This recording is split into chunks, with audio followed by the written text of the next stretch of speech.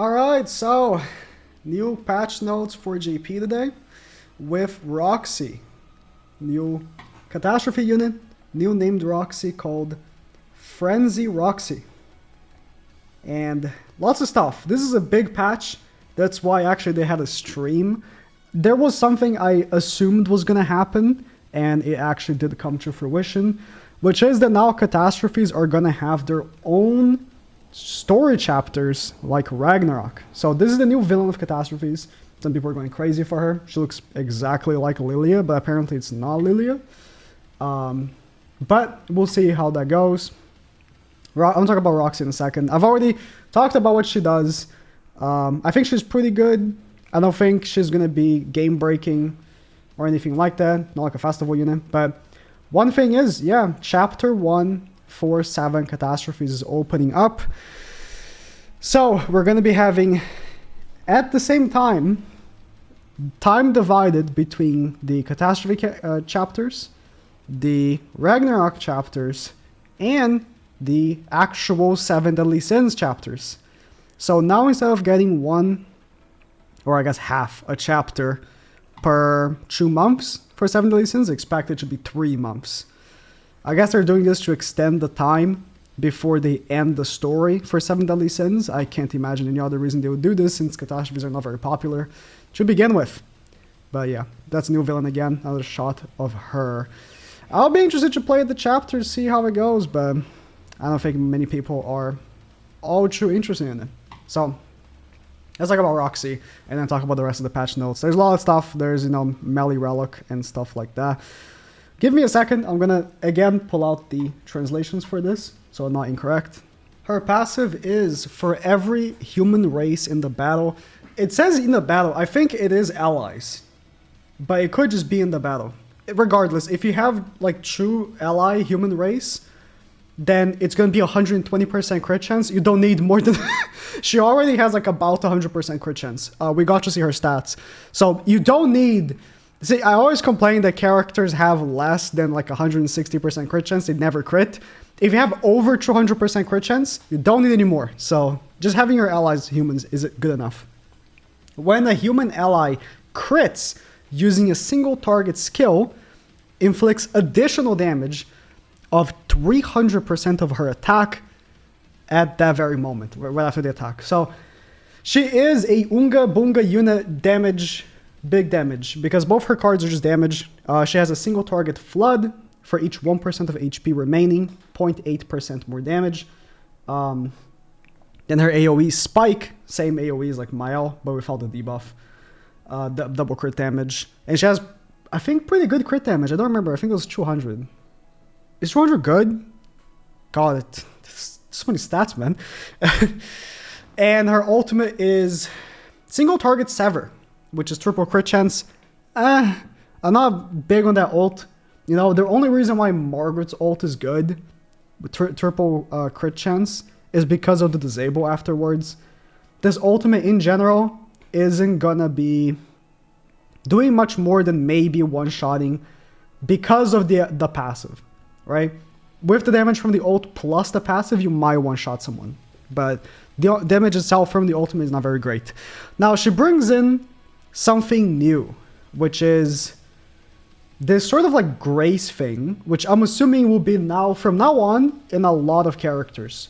I don't know how they're going to distribute this, but we'll have to see in the upcoming releases, right? It's a brand new thing to the game.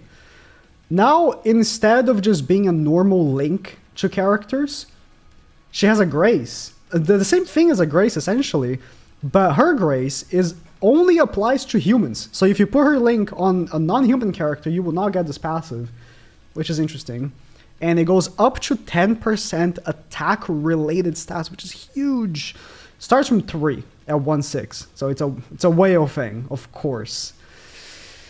No matter my opinions on this, because they're just going to move on and keep doing it. The JP player base is going to eat this up like candy because they love whale shit. It is what it is. The banner. I have actually not looked at the banner yet. Well, other than the bottom, the banner is a pile of stinking garbage. This unit sucks. This unit sucks. Sucks. Sucks. Sucks. Sucks. Sucks. Sucks. Sucks. Sucks. Suck. She kind of sucks nowadays, honestly. No, I cannot be dissing Green Brynhilder. She's still a decent unit. Obviously, Freya is god tier, and he still has to get a relic, which will make him even better. Tolinar is amazing, and Freya is amazing for both dogs and for the new Demonic Beast. She is a exclusive character. I don't think she's seasonal, but she's exclusive, as all Catastrophe characters are. I don't see why Catastrophe characters are not in SSR tickets or SR tickets. Ragnarok characters are in SR tickets. I don't see why they're not in SSR tickets. They are arbitrarily not in those tickets because the game decides not to put them in. I think it's stupid. Again, what can I do? I can't do much about it. So, what do I think about this Roxy? Do I think people should be summoning for her? I think we'll have to give her a test to see how good she would truly be. She would be like an attack character. To begin with, characters that need to have attack gear, she does need, because her passive literally like depends on attack, would generally be not so good for players that want to be more bulky or have more CC, because obviously it's gonna tank those stats. In terms of what characters you can run with her, does she have a proper team? I think she's going to be pretty good with Ascanor. The Ragnarok team is dead. And legitimately, the best Ragnarok unit in the game... Not Ragnarok, sorry. Catastrophe. Bro, it's the same thing. It's just original characters, right? The best Catastrophe character, right? Sorry, I don't know how many times I said Ragnarok. Is Lilia. And Lilia doesn't crit on her single target. So... they literally don't work together. This character is not meant to be run with catastrophes. Mono just got a holy relic that buffs AoE damage. And this character buffs single target damage. So there's no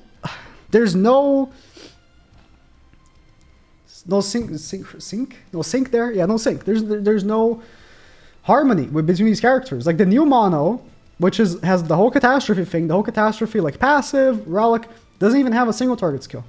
This one does, but this one, the new one, no. It's just so strange. She doesn't have anything about catastrophes, it's just humans. So she might be a great human unit using Ascanor, maybe Excalibur Arthur, maybe you toss in, I don't know, what's a good single target human? Honestly, humans have been so shafted other than Ascanor that I can't even think of it. Like now for me, doesn't have a single target. Reinhardt might be good. I don't know. I'll definitely give it a try. But we'll see. I think this character is decent, but it's not going to be something that people are going to be like, oh, I need him. I need her. I mean, you might see my video and see her do Ooga Booga damage and be like, oh, super cool. But I don't think the meta will be shifted because of her or anything like that. Again, new chapter, new artifact cards, but not an artifact set. 2 new holy relics, Assault MELI and Zeldris. Off the bat, just know they're both from the new Demonic Beast. If you wasted your free Demonic Beast mats that you've been getting every single week from doing floor 1 on Melascula, Lamau, because Zeldris has a broken holy relic. I know I use broken in my titles a little often, mostly thumbnail. Thumbnail is more where I like to put that word. But when I say it in a video, I mean it, okay? The relic is so stupid. It's just straight up a buff to demons because now he has to be on the field, right, for this to work. So you have to run him without Chandler. It says like the red sword, it means that he has to be on the field, right? But doesn't matter, okay? So for each debuff on enemies, increases the basic stats and damage of all demons. Basic stats by 3% and 4% damage, up to 5 times.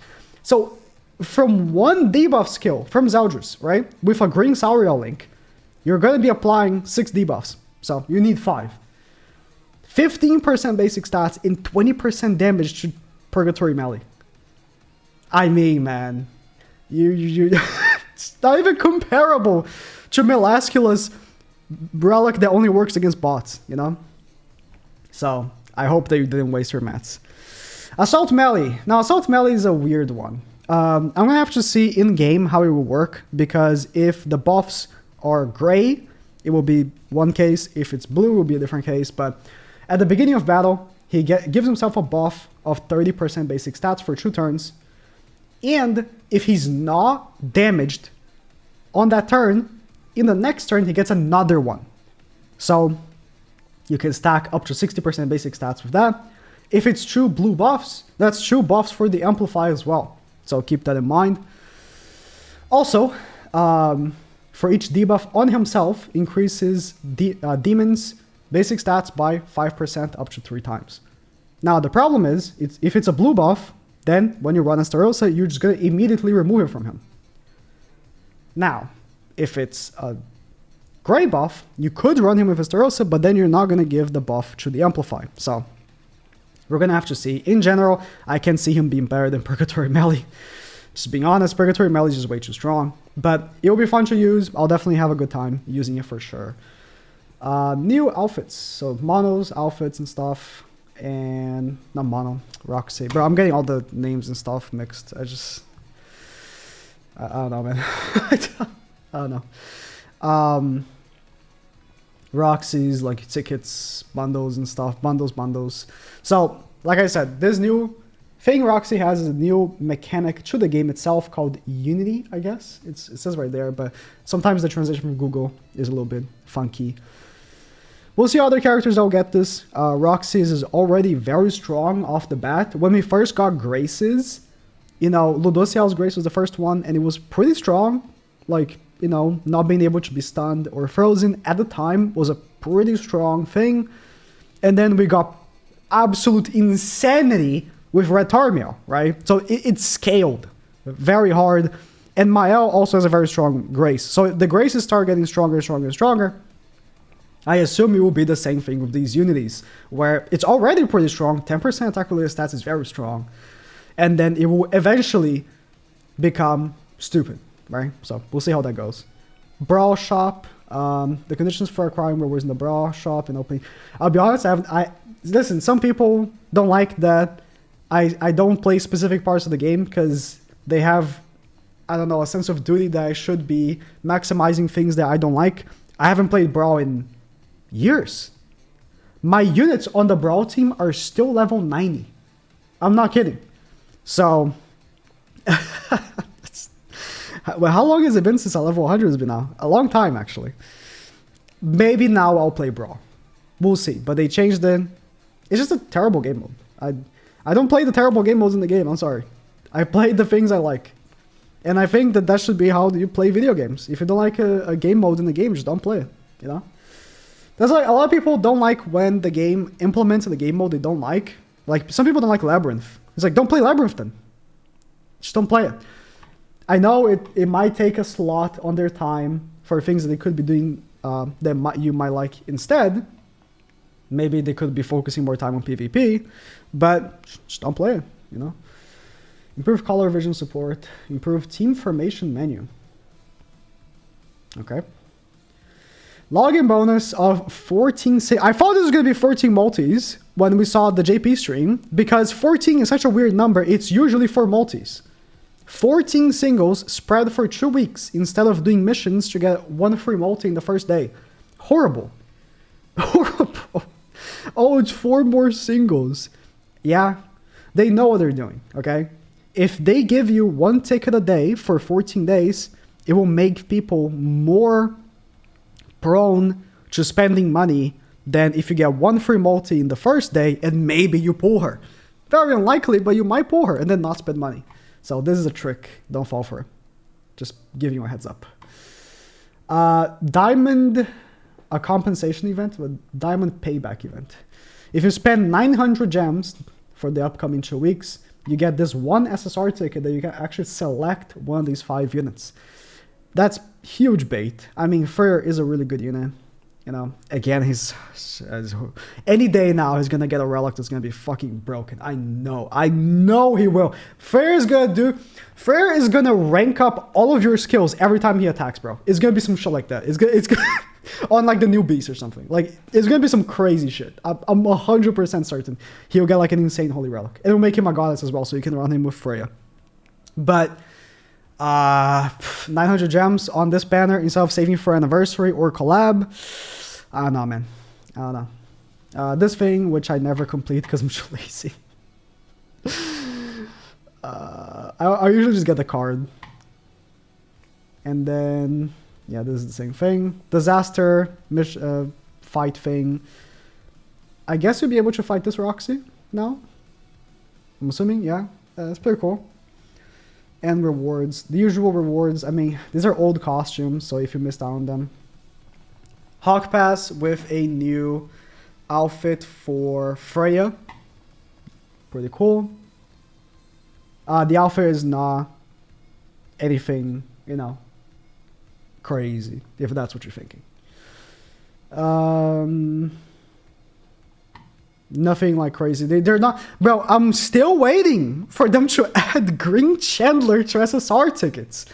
You gotta be shitting me, man. I need like 2 more dupes for him. And he's still not in SSR tickets. Okay. Anyways. So, any thoughts? If you play JP, I would recommend wait until showcases come out for Roxy. Should then think if you're going to be spending gems. The prediction is that, a few weeks from now, we're going to get a collab. That's, you know, hearsay. But we know anniversary is in like 2 months or so. So, you know, if you're thinking, oh, it's bullshit, we're not getting a collab, I might not save for that. Anniversary is pretty confirmed. Like, it's every year. So, you have to get... Bro, it's already almost anniversary again. Liz feels like released like yesterday. Jesus Christ. All right, that's it.